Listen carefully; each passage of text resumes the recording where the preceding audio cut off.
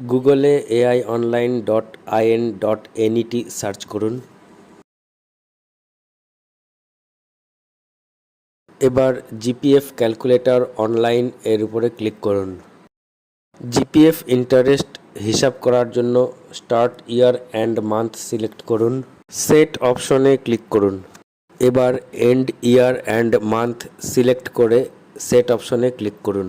আগের বছরের closing balance opening ব্যালেন্সের ঘরে লিখে দিন। এবার জেনারেট অপশনে ক্লিক করলে 1 বছরের ইন্টারেস্ট হিসাব করার ফরম্যাট নিচে চলে আসবে। জিপিএফ ডিপোজিটেড ঘরে জিপিএফ অ্যামাউন্ট লিখলেই জিপিএফ ইন্টারেস্টের হিসাব চলে আসবে। এবার প্রিন্ট অপশনে ক্লিক করলে আপনি প্রিন্ট নিতে পারবেন অথবা পিডিএফ ডাউনলোড করতে পারবেন। আমি এখানে পিডিএফ ফাইল সেভ করছি। এবার ফাইল ম্যানেজার ওপেন করে ডাউনলোড ফোল্ডারে জিপিএফ পিডিএফ ফাইলটি ওপেন করলে জিপিএফ এর হিসাব দেখতে পাবো। এবার এই পিডিএফ ফাইলটি প্রিন্ট করে নিতে পারেন অথবা কাউকে পাঠিয়ে দিতে পারেন। এবার 3 বছরের জিপিএফ এর ইন্টারেস্ট হিসাব করব। স্টার্ট ইয়ারে এপ্রিল 2023 সিলেক্ট করব।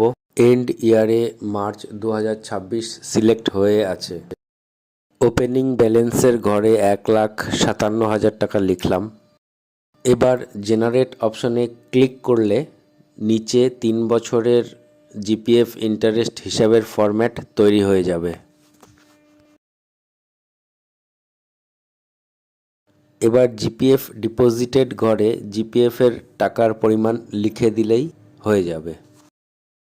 যদি প্রয়োজন হয় অন্য মাসগুলোতে জিপিএফ এর টাকার পরিমাণ পরিবর্তন করে দিন। খুব সহজেই জিপিএফ ইন্টারেস্ট এর হিসাব পেয়ে যাবেন। এবার প্রিন্ট অপশনে ক্লিক করলেই আপনার জিপিএফ এর হিসাব প্রিন্ট করে নিতে পারবেন। আমি পিডিএফ ফাইল ডাউনলোড করেছিলাম, তাই ফাইল ম্যানেজারে গিয়ে পিডিএফ ফাইল ওপেন করে দেখাচ্ছি। পিএফ লোন থাকলে জিপিএফ ইন্টারেস্ট হিসাব করার পদ্ধতি দেখে নিন। এখানে আমি এপ্রিল 2024 থেকে মার্চ 2026 পর্যন্ত 2 বছরের জিপিএফ ইন্টারেস্টের হিসাব করে দেখাচ্ছি। ওপেনিং ব্যালেন্সে 5,40,000 টাকা লিখে জেনারেট অপশনে ক্লিক করলাম। জিপিএফ ডিপোজিটেড ঘরে 5,000 টাকা লিখলাম। 2024 সালের মে মাসে 1 লাখ টাকা রিফান্ডেবল লোন পেয়েছি, সেটা উইথড্র ঘরে লিখে দিলাম। এই লোন 20টি কিস্তিতে শোধ করলে প্রতি মাসে 5,000 টাকা করে কিস্তি আমাকে দিতে হবে। আমি জুন মাস থেকে